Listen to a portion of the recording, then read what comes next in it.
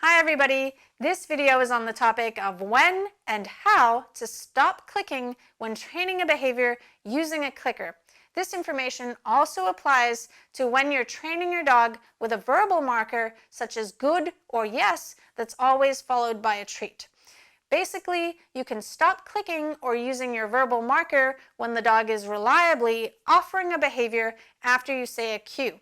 For example, if you say sit and your dog sits within 1 to 3 seconds reliably after you say the cue, you can stop clicking.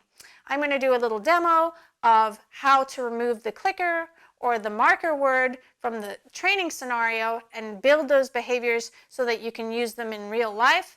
But I also want to mention that once you've trained a behavior, such as a down stay, and the dog understands the concept of getting into the position and staying in the position until they hear the release cue, you can then utilize the clicker if you're adding criteria to that behavior. So for example, your dog understands the concept of a down stay in the living room, but when you add distance and distractions, you could go back and utilize the clicker or your marker word when training, adding criteria to your training, or proofing the behavior with distractions.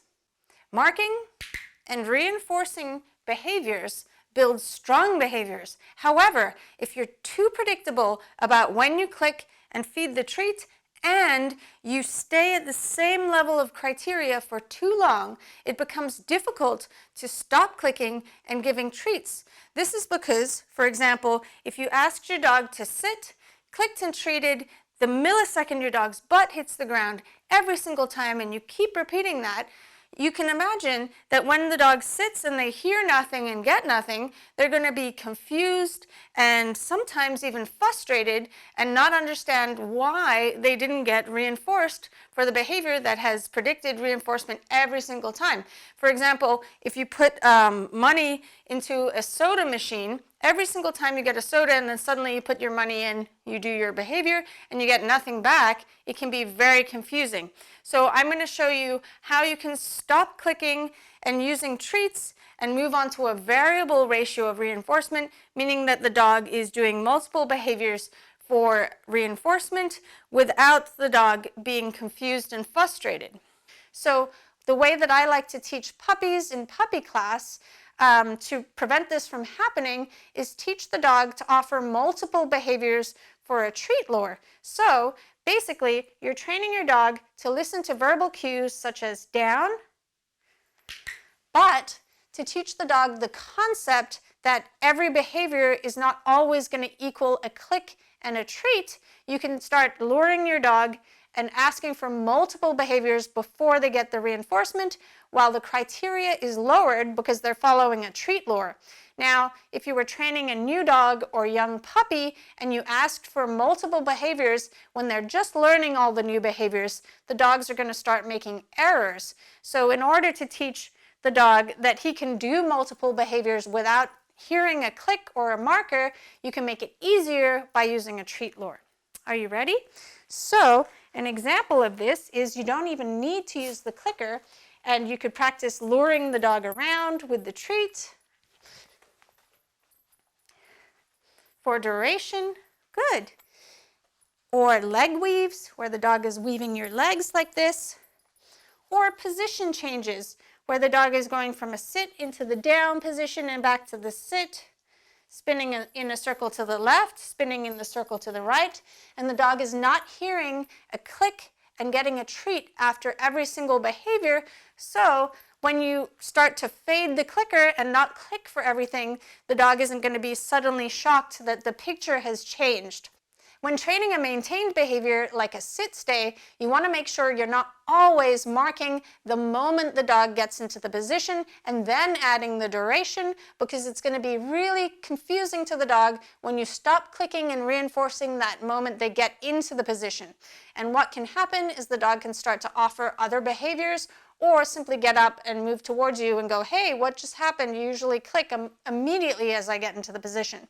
The following footage is a tutorial on how to teach your dog that access to the environment and things that he wants is contingent on listening to you, which means that you ask your dog to do something and they want to do it even if you don't have treats or toys, or they don't want treats or toys, because you can give them access to the things they want in the environment. Now, this makes really reliable, strong behaviors because, as you can imagine, some dogs don't want to eat treats all day long. So if they see another dog at the park and they want to say hi and you ask your dog to sit, your dog is going to say, I don't really feel like eating a treat right now. I'd rather play with that dog. So the game that I'm going to show you is the way that you can train your dog in little approximations that when you ask him to do something, it's always in his best interest and he gains access to the things he wants because he listens to you. Today I'm going to show you how you can teach an extremely important concept to your dog that is oftentimes overlooked in dog training classes, and that is to teach your dog to want to do what you ask of your dog, even if you don't have any treats, toys, or anything the dog wants on your person. Now, without prior training, most dogs won't listen unless they know you have something good. There are some dogs that will listen, but if you have a dog that doesn't listen when you don't have treats, this is the tutorial for you. It's a very simple game to begin with. You simply need to have a plate with some low-value treats on it, like this kibble, and then you need to have your dog in a leash and harness and put the treats out of reach of your dog. Now, some dogs, if you ask them to do a behavior for you, they're most likely not going to do it because they want the treats on that plate. So I suggest going back to basics and using a higher value treat to lure your dog. So you can ask for any behavior you want, but choose your dog's strongest behavior. So for a lot of dogs, that's a sit. So I'm going to say sit, and then I'm going to lure my dog. If it's difficult for my dog, I'm going to click and treat, or say yes and treat, and then I'm going to give a release cue to go and get the treats off the plate. So I'm going to say, okay, go get it, and point towards the plate and let her enjoy those treats. Good job. Now, if your dog can't listen to you, you can use lower value treats on the plate or create distance. So maybe you're 10 or 15 feet away from the plate when you lure your dog into the sit before releasing them to the plate. So at first, to make it very simple, you're going to put the treats on the plate, and you can get a helper to help you if you can't do that yourself. You're going to ask your dog for a behavior. Free. Like sit. Good. And you can mark and reinforce your dog here in the first step, but then, free.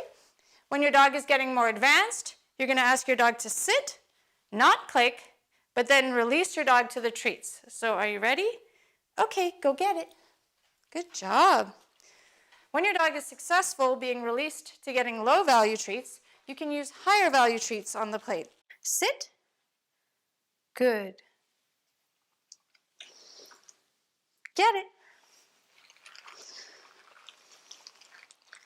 Here we go. Splash. Sit. Okay, get it. Good job.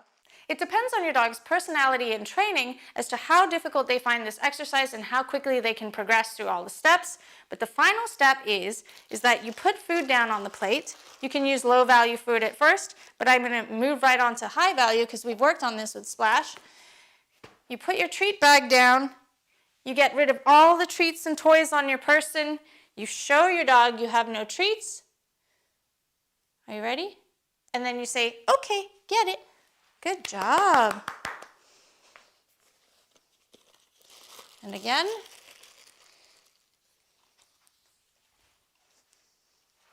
I'm going to put all the treats down there.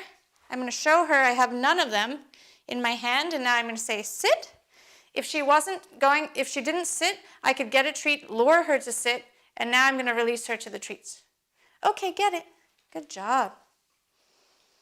Now, once you've practiced this game and your dog is successful with listening to you when the treats are on a plate and not on your person, you can start to use the environment for this game. So perhaps that's a dog that your dog wants to say hi to. You're not going to say, okay, get it, but you're going to say, okay, go say hi.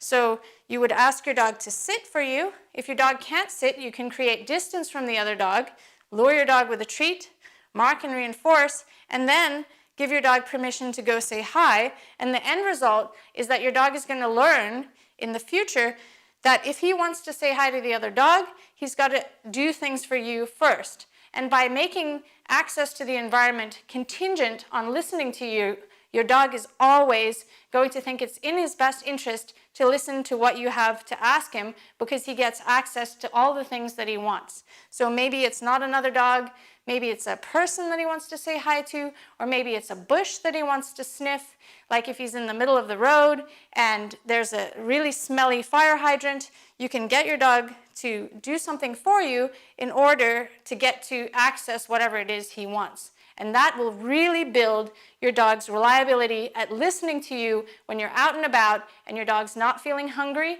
or you don't have one of your dog's toys, or you just don't have anything that interests your dog. Hey, boo-boo.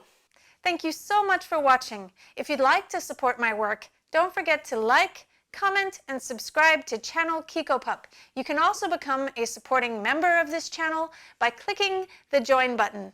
Now I would like to give a shout out to one of my #1 Kikopup sponsors, Caitlin Aoki. Because of her and other Kikopup members, I'm able to create this free content to educate the public on how to train dogs without the use of physical or psychological intimidation. See you later, guys.